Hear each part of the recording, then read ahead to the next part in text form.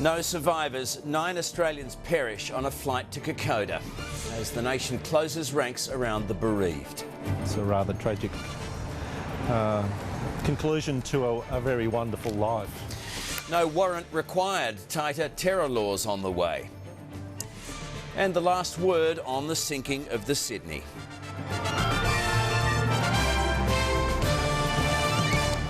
Good evening. There's confirmation tonight that all 13 people on board a Papua New Guinea charter plane died in yesterday's crash near the Kokoda Track.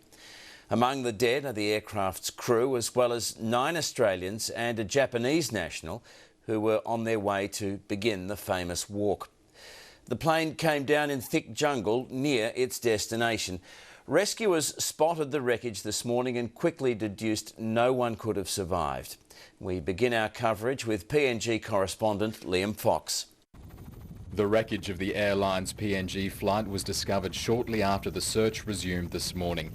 It had crashed near Isurava village, not far from Kokoda, its intended destination. 9 Australians looking forward to walking the Kokoda Track were among the 13 on board. There was no chance of survival.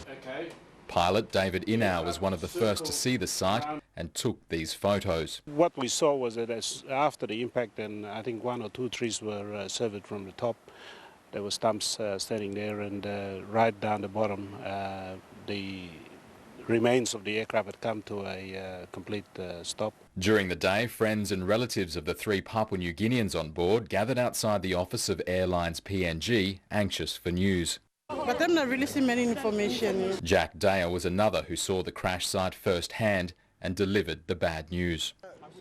The plane must have been burning when it crashed. We won't be able to see whole bodies. That's all I can say.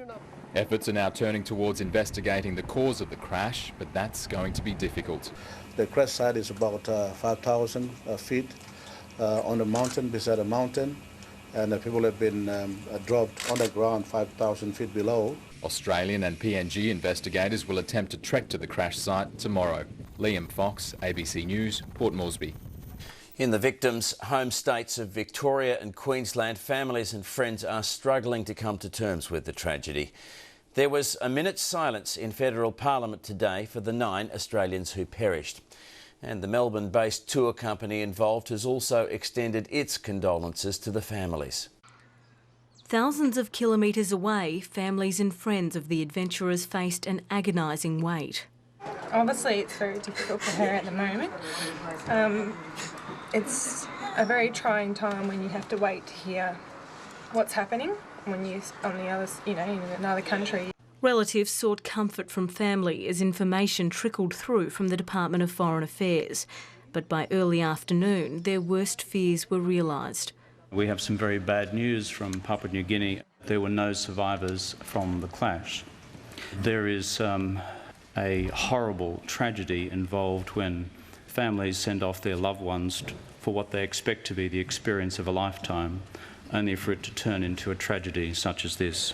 Many of us have lost loved ones in aeroplane accidents. My own father, 27 years ago, was killed in a light plane accident. Among the 9 Australians killed were Max Cranwell, who was a key witness in the Lindy Chamberlain case, and his daughter Leanne.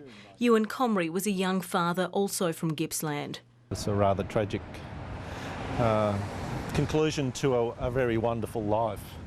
Ewan was a very special person who used his heart more often than his head.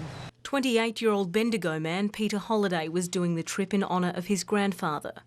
His grandfather was in World War II and him and his cousin went over to do it, I guess to pay homage. Melbourne firefighters have also lost one of their own. Matthew Leonard was a part-time tour guide leading the Kokoda group. As a group, we will sadly miss this bloke, this dear colleague. Tributes have been posted in the dozens on the webpage of one of the youngest on board, Hannah Kinross. Her parents write, "Our darling girl will be remembered forever in our hearts." Queenslander Keith Gracie and Dr June Canavan were using the trek to raise money for a school in Tanzania. This was her little pet hobby for this year, was to raise some money for the children over in St Jude's. The Melbourne-based tour company No Roads Expeditions has extended its condolences to the families and says the travel community has been deeply affected. Lisa Maximovic, ABC News. And our PNG correspondent Liam Fox joins us now live from Port Moresby. Liam, the crash site is in incredibly rough terrain. Just how difficult will that recovery task be? It's going to be incredibly difficult. The access point to get to the crash site is some 5,000 feet below the crash site. It's going to take officers and investigators roughly a 6 to 7 hour trek up the mountain to get there. So it's going to be tough work getting up, but even tougher getting down, carrying material and equipment. Australia's sending a lot of people and resources over there. Exactly what role will they play? Well, both PNG and Australian authorities will be investigating the cause of the crash and attempting to recover the passengers. Australia's already provided a lot of resources for the search and rescue effort. It's also doing the same for the investigation effort. Officers from the Australian Transport Safety Bureau, as well as the Australian Federal Police's Victim Identification Unit, are hoping to be at the site tomorrow with their PNG counterparts, weather permitting. And finally, Liam, are we any the wiser about what caused the crash? It's still early days in the investigation, but no doubt weather will be a factor. It was raining heavily at the time of the crash yesterday. There was also low cloud to about 9,000 feet, so weather will be a factor, and no doubt the mountainous terrain in the area will be too. Liam, thank you very much. Liam Fox reporting live from Port Moresby.